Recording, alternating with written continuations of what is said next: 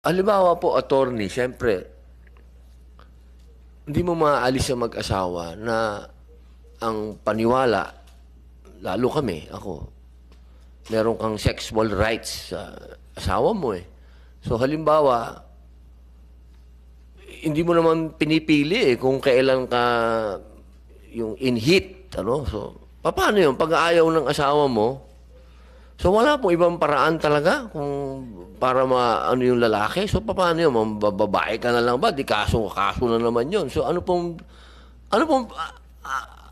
pwede mo sabihin sa asawa mo na paano ako na wala sa batas? Paano naman ako?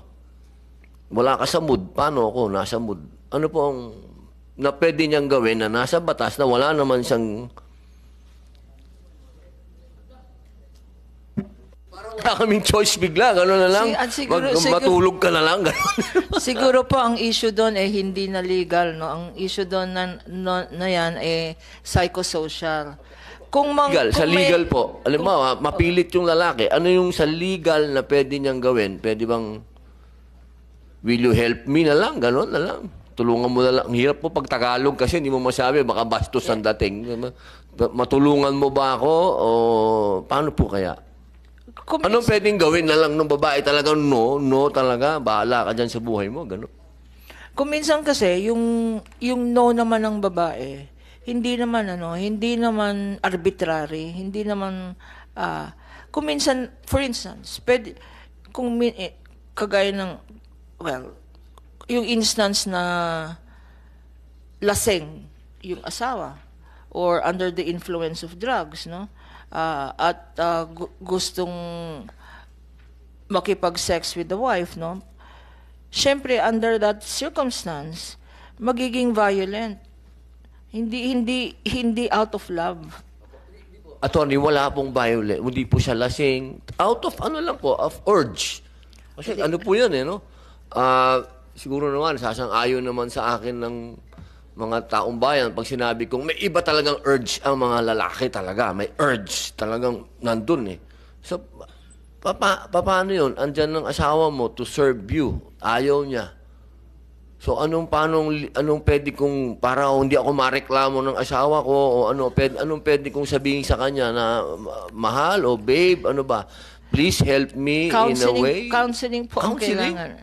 Kailangan po ng mga ganyan. Ang counseling. Magdasal na lang kayo.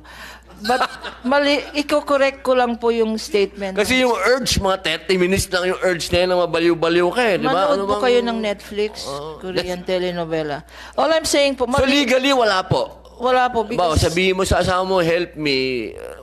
That's why it's important yung issue ng mutual respect.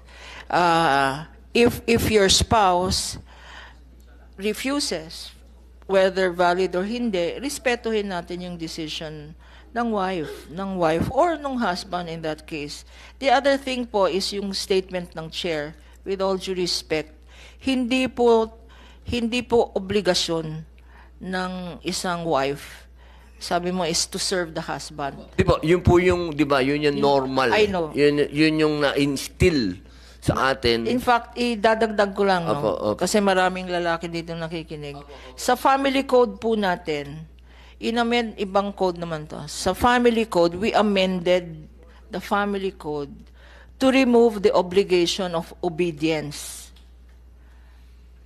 Ngayon, kasi sa old civil code, 1930s rin yung old civil code na yan, nakalagay dyan, the wife shall obey the husband. Ngayon, wala nang obey ng husband. Pinalitan na yan. Attorney, dapat maano po natin yan. Kailan po yan revise? Yung family code, 1988 po. 1988, ni-revise po ang family code na sinasabi na ang asawang babae hindi na kailangan sumunod. Gano'n po? Hindi, tinanggal na yung obligation of obedience. Ang nakalagay dyan, husband and wife are obliged to mutually respect each other. Okay, so, mutual respect na ngayon.